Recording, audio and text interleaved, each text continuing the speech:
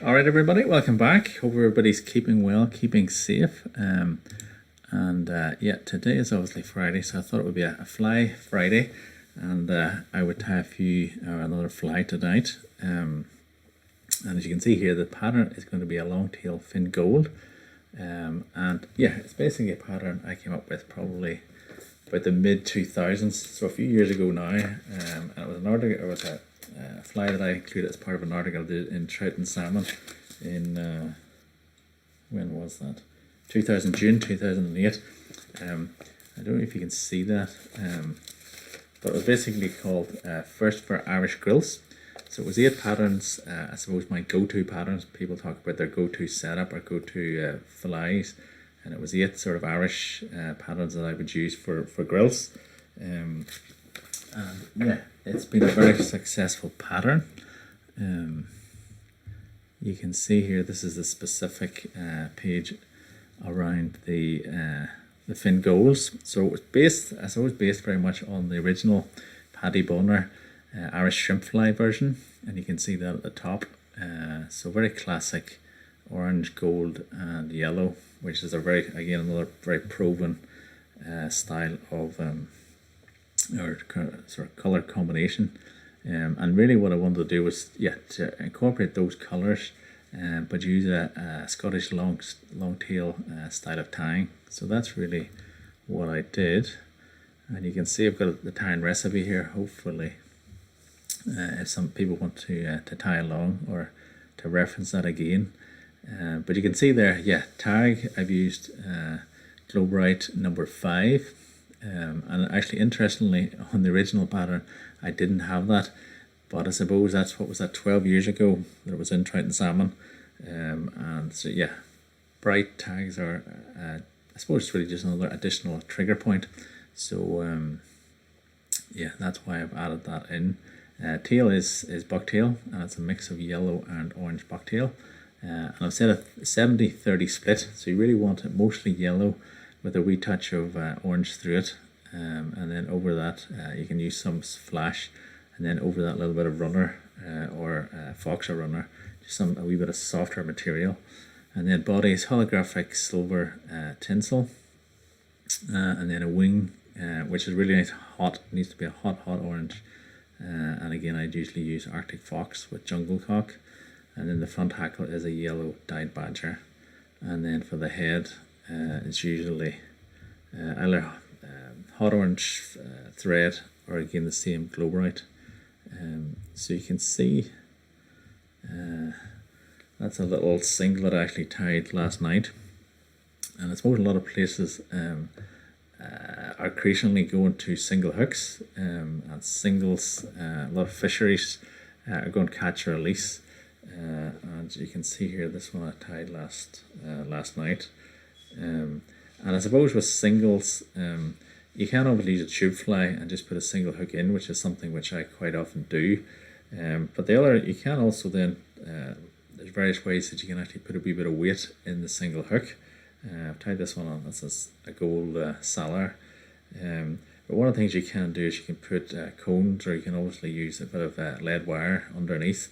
But what I'm going to do tonight is just a couple of ways so you can actually use a wee cone just to add that wee bit of extra weight. So as I say, you can see there, that's the finished tying. So without further ado, as I say, we've got a gold salar hook. Gold or possibly tinsel would be my sort of preference in terms of yeah, the hook. Just think it complements the fly. Thread I'll be using is white UTC. So basically what we'll start is, and you can see I've got this little Conehead already on there. So obviously you put that on before the hook and just slide it up. And it just sits on there. So what I'm going to do is just build up a wee bit of a base of thread just behind that. At the moment it's going to be sitting there and it's going to be free moving. But we'll just work our way down and cut that off. So you don't really need to worry about that. Say that can slide there to its heart's content.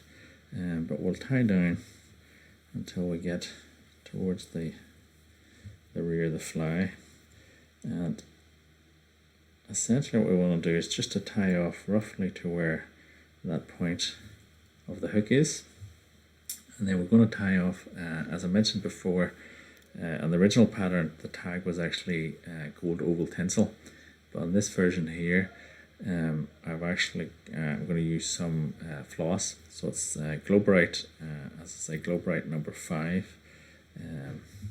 So this is what I normally would do. So you can either just cut a piece of the floss off, or what I quite often do is just use if it's on a bobbin, and then basically what we're going to do is just create a nice tag. Just nice touch and turns, and just make sure the floss is nice and flat, because that creates a nice even bed of floss. And one of the problems one of the issues when you're using floss is that if you've had a few fish, or sometimes if you've been using forceps, it can start to fray a wee bit. So you can get around that one or two ways. You can put an actual a regular tag of oval tinsel behind it, and that'll stop it slipping. The other way you can do it is you actually split the tinsel, the floss, and actually have a tag in. Once you're finished, you can actually double that over, which is again another good way that you can do that. But the method I do is just to put a little bit of UV resin over the top of it. So that is what I'm going to do. So once you have that, just cut that off.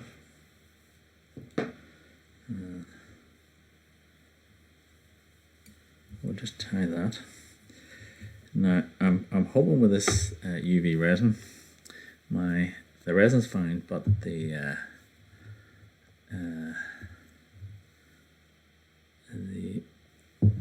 UV torch is playing up a little bit. Still haven't got around to buying a new one. So just put a nice coat of that on. And we'll see how this goes. Hopefully it will play ball. Good it is. So you can see actually once that's obviously fluorescent floss, and when you put the UV light, as with the Conehead as well, it really does, you can maybe see that from your angle. Let's stop working. But yeah, it really does light up, and you can see it just gives it that wee bit of extra attraction. So that's our tag in there now. And let me just see. Yep, so we're really ready now to tie in our tail. So go down then again to just where that tag starts. And the tail, this is to say, is bucktail. 2 types of different bucktail. We've got the orange and the yellow, but the majority of it is, as I say, is going to be yellow. So just grab yourself a nice bunch of that. And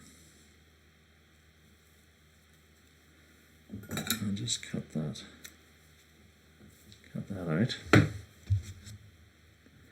And what I like to do is I like to taper it by hand, and also I prefer not to stack it. So just take out all the sort of particularly bits that aren't straight. Again, I prefer to be a straight, nice straight and fine bucktail. So if there's very curvy bits or bits that are off in different directions, I just weed those out. So that's basically that.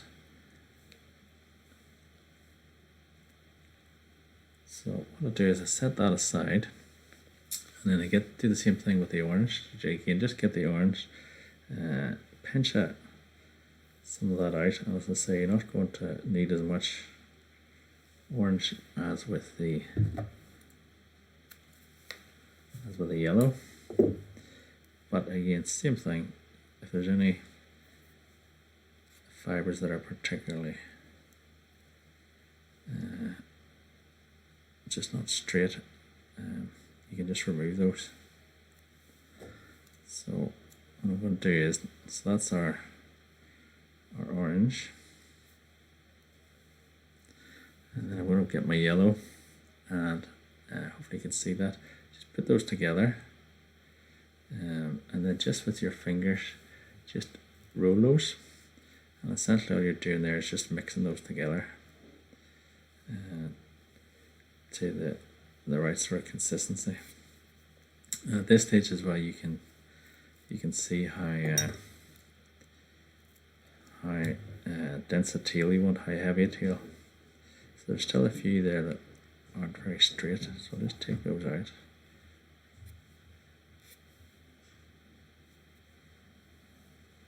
And I think that's nearly us.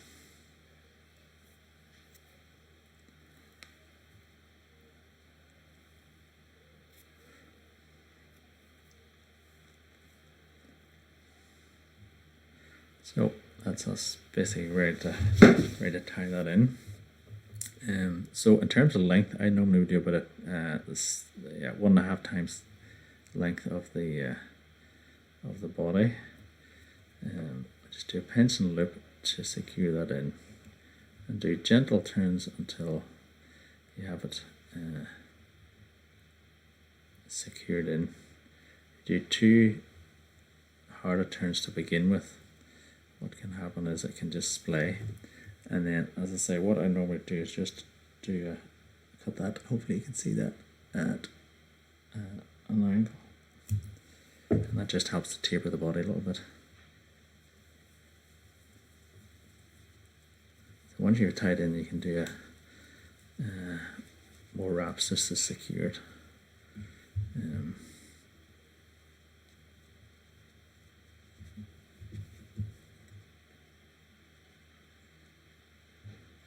And that's us tied in.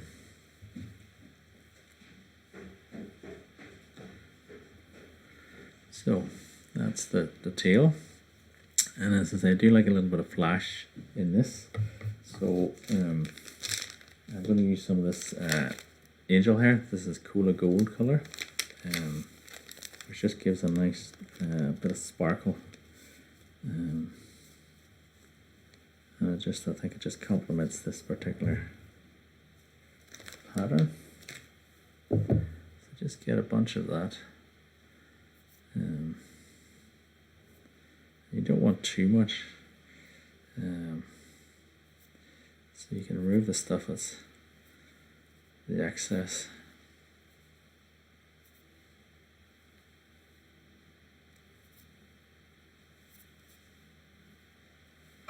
Just come up a little bit on the body, and then lift and lock. So do it shorter to begin with. Just pull that down a little bit, and do a couple of wraps just to secure it in, and then fold it back on itself, and then tie it down to the tail, and then cut it to the length of the tail. And then what you can do is I would taper it just by cutting some of those, so that it's not all the same length.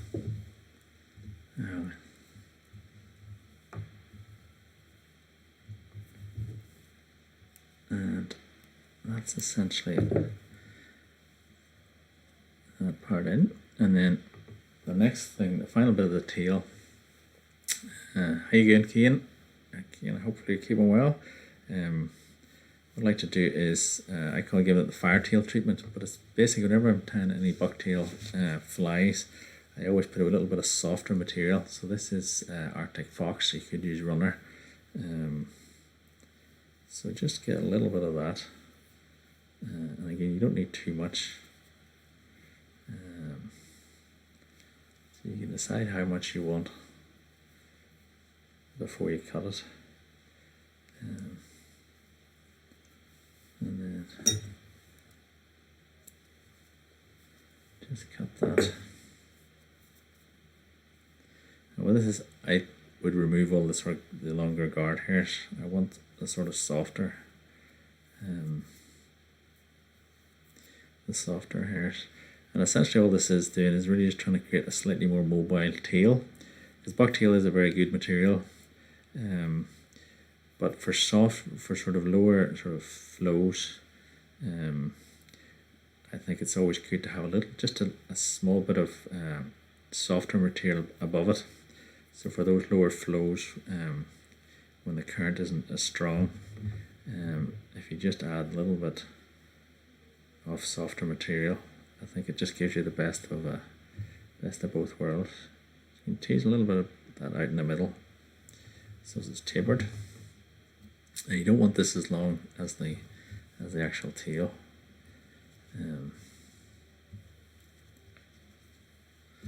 So just make sure that's in the middle.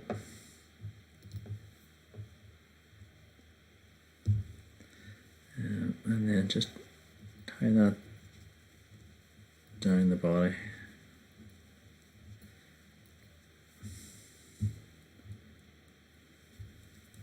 Essentially, you want that body, because we're going to have a tinsel body, you want that to be quite level. So we'll go back on our shells and just make sure that's nice and flat. So we have a flat bed of body to tie on.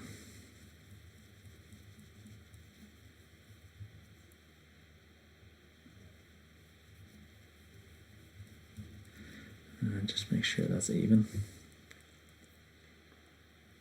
So that's essentially our tail, and you can see when those get wet, that just blends together nicely and to give us a nice tail. And you have the best of both worlds. The bucktail for those stronger flows, and then the softer material just for the for when the current's not so strong. So the body in this, as I say, is holographic gold. But whenever I'm tying holographic bodies, I would always have a wire rib. So we'll just get a bit of wire. That's just a uni. So we'll just cut the length of that.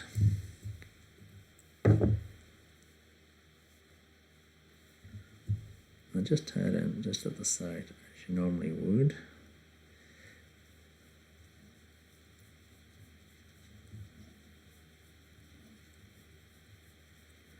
Yeah, this is as I say, it was a pattern that I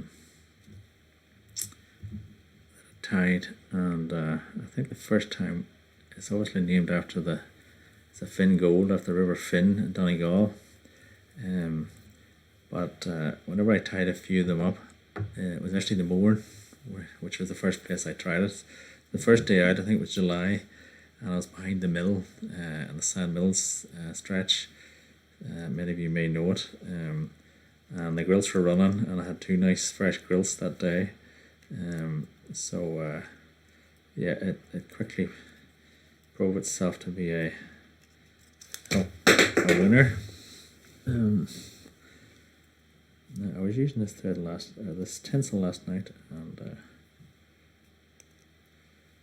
the end has disappeared, which isn't ideal. There's always something goes wrong on a live stream, and I cannot find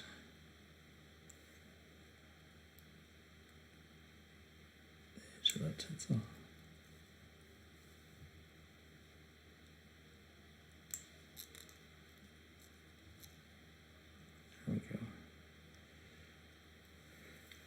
version had got flattened down.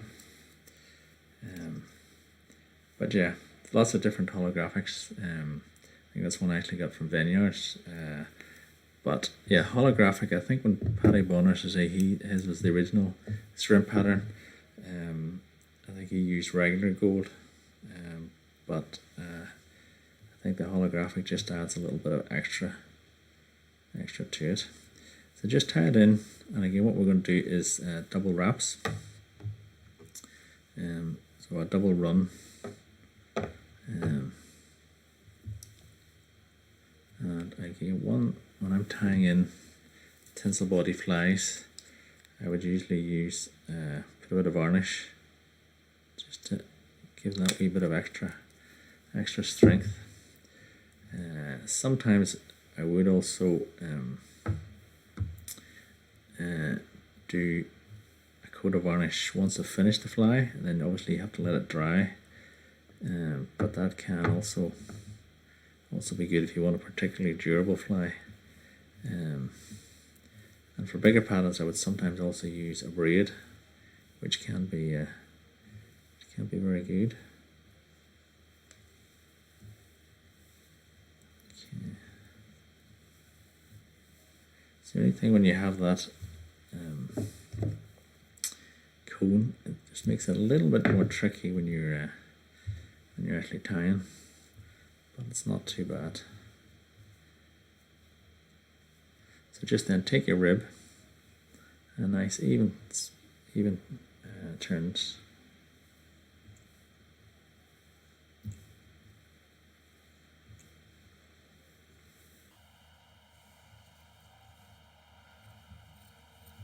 And then with the wire, you can just use your thumb nail and twist it, and then it'll come off.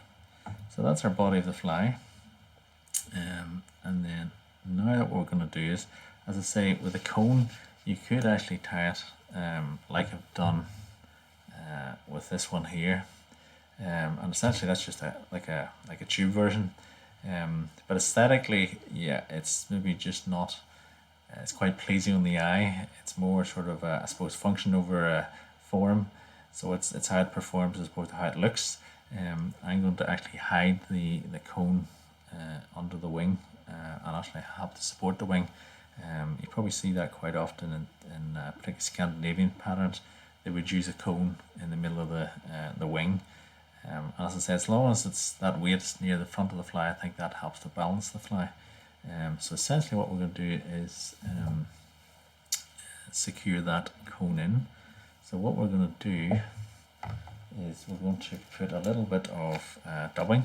So again, this is just this is what colour is it? Cola Gold, which again I think is just a nice colour to complement the fly, the colour scheme of the fly. You don't need too much, but essentially what we're doing is just building up a little bit of a dubbing sort of ball, so that cone will sit up against it. Hopefully everybody can see that. And then once we've done that, we're going to tie that off.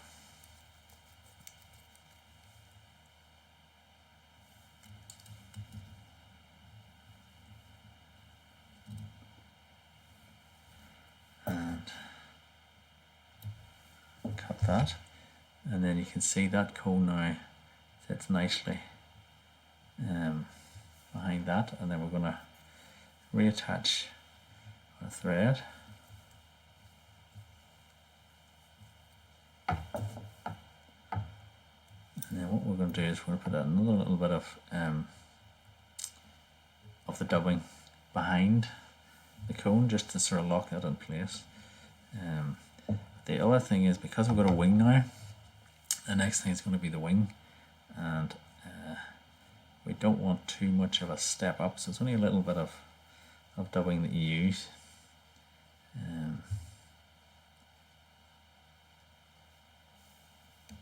Not too much.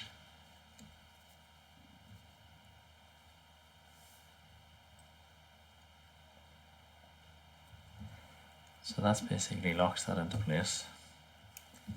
And you can pull some of those fibres out, and that just helps to give it a wee bit more of a presence.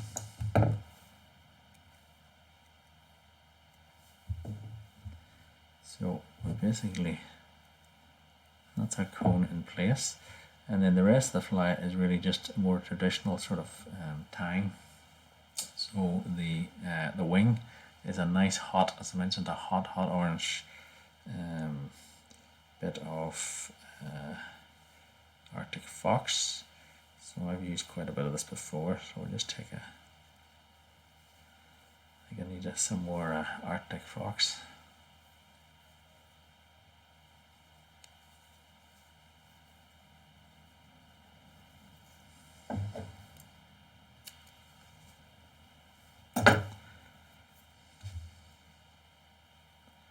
So again, remove some of those guard hairs. Although with the wing, I would keep some more of the guard hairs in. And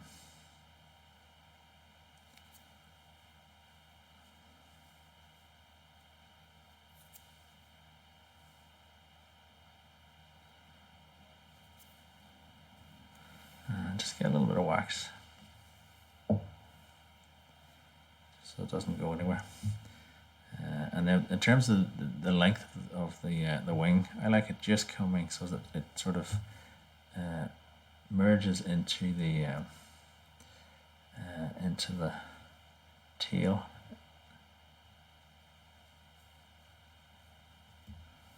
So just like that.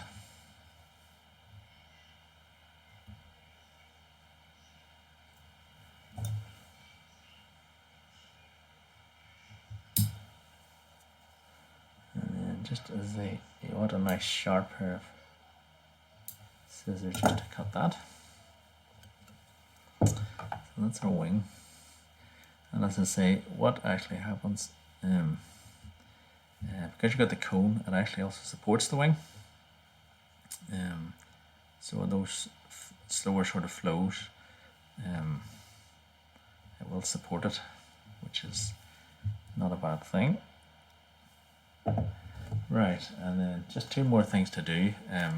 In the original pattern, it was I'd used a nice dyed orange gold jungle cock, and again, yeah, sometimes they're hard to come back, but it definitely just sets off this pattern. So just take a couple of those. And we shall tie them in.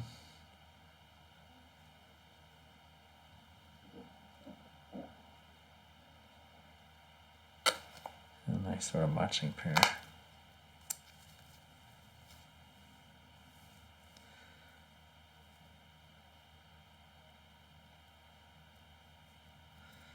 Strip off the waist.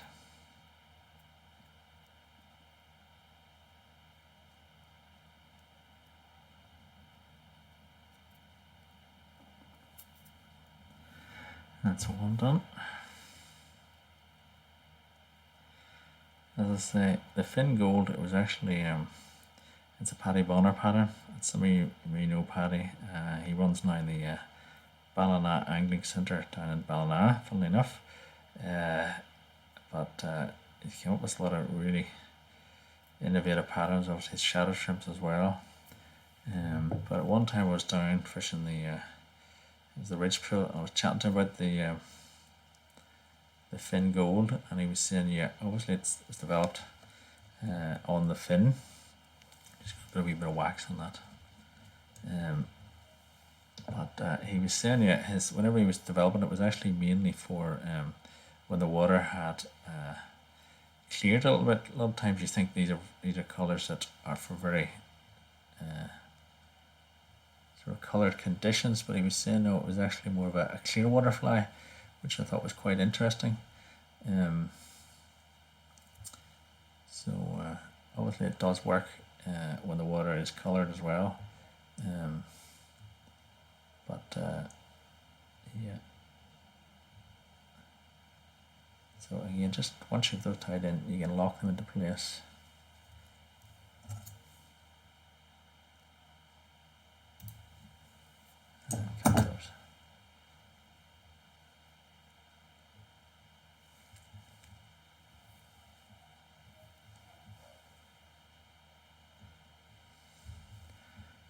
I can remember actually when I was chatting to him then, I put one on and I had a nice springer, 8 or 9 pound springer from the, I think it was the ridge pool I was actually fishing, on his instruction, as it were. So that's pretty much, that's nearly the fly completed. So the final thing we want to be doing then is just the hackle, and I suppose that's the other thing that is a little bit different from the usual or the traditional tying. Rather than a yellow hackle, I like to use a nice dyed badger. So this is a badger dyed orange.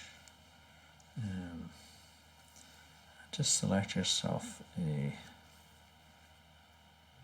feather. Again, these are the whiting, which are great.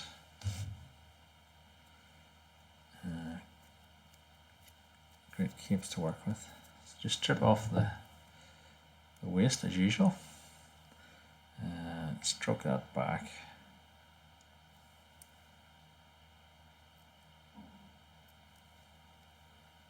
Cut off the tip there. Put a little bit more wax on your thread. And then we're just going to tie that in at the side. And use the back of the scissors just to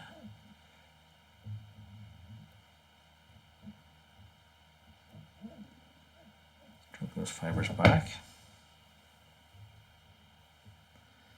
Double it over. And we'll start to turn that.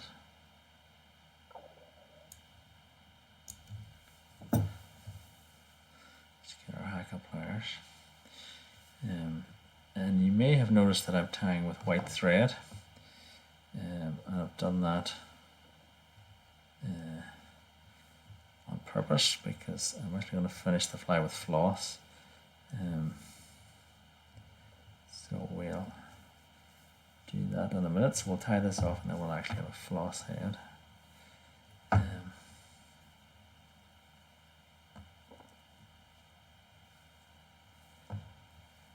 I think one more wrap should do us.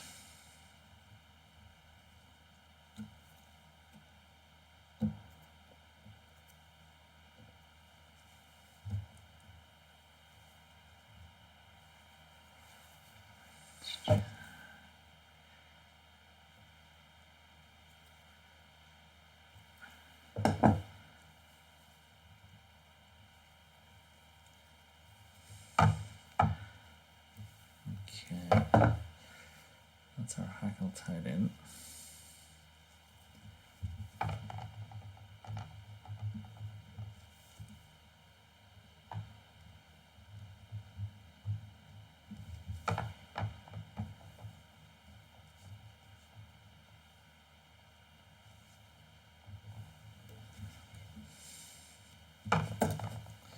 And then just cut that stalk.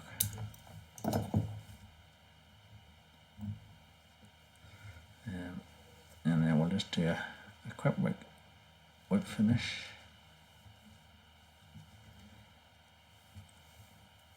And then we're going to just finish the head off with our floss again. So again, just get the floss that you have there.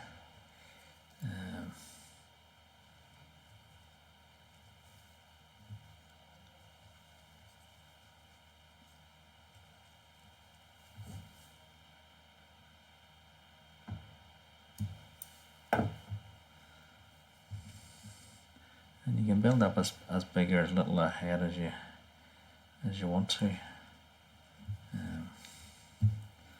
Probably do me. And essentially that's the fly.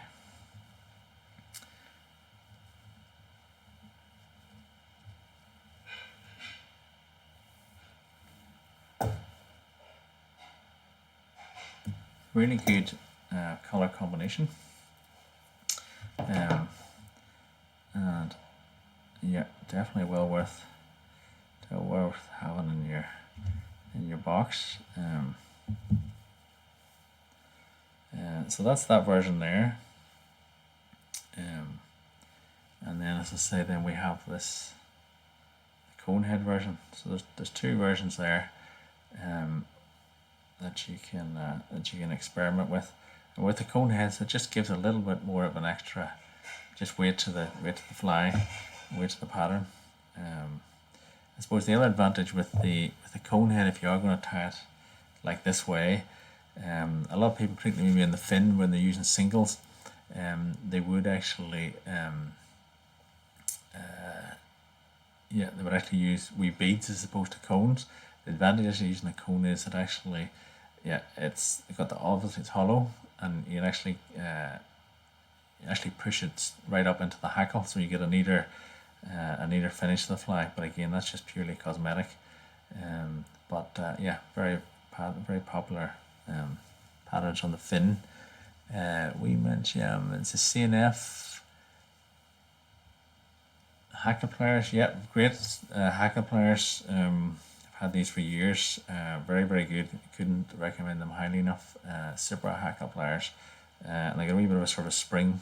So I've had these for quite a while. Not cheap, but I think at the end of the day, you do pay for what you get. Interestingly, I also used to use the CNF bobbins, but I just find this was actually quite thick to use, so I've actually gone on to these ones here, TMCO, just a wee bit nicer, I find, to use. So that's essentially the flies. Hopefully people have enjoyed those. And as I say, well worth having a few of those in your fly box to try. Hopefully you've enjoyed that. I will tie up a couple of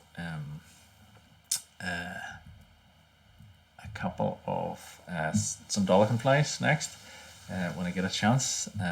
Again, just something a bit different, and hopefully today as a wee bit different. As I say, singles are becoming more popular, and hopefully that just gives you a bit of food for thought in terms of if you do want to add that wee bit of extra weight to them. If you want to see anything else, any requests, put them in the comments and I'll see what I can do. Otherwise, as I say, keep safe, keep well, and hopefully see you all soon, and keep well.